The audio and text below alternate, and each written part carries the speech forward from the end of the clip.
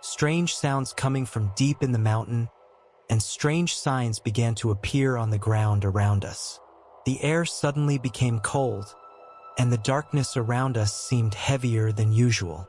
I felt a shiver run through my body, and when I looked towards the forest, I saw a strange shadow moving between the trees.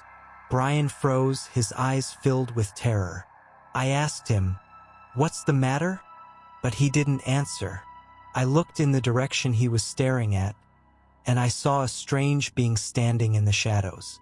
I couldn't see his features clearly, but he was watching us with glowing eyes. At that moment, we burst into a run as if our lives depended on every step we took. An indescribable sense of fear swept through our bodies as we desperately tried to get back on the road we came from. It was completely night, and the shadows around us were like ghosts moving in every direction. The ground itself seemed to have changed, as if the mountain was trying to mislead us, or perhaps it was the curse of the place creeping up on us. We ran through the dense trees, strange sounds following us from every side. The dry leaves made a terrifying sound under our feet, but we were not alone. Something was following us, something we could not see clearly, but it was there. We heard strange breathing behind us, and the echo of footsteps that did not sound like human steps.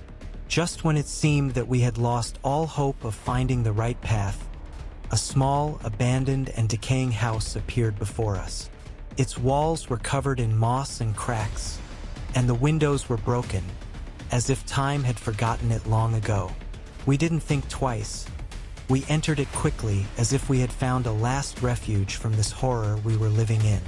When we entered, we quickly closed the door behind us, seeking whatever protection this old place could offer.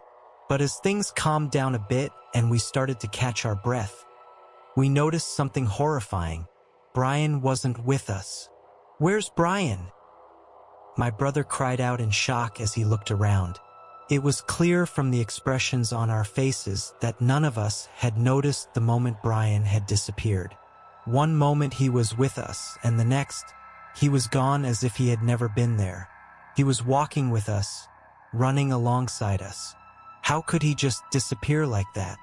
A sense of intense fear began to creep into our hearts, not just because of his disappearance, but because we felt that something or someone had been watching us the whole time, waiting for the right moment to take Brian away.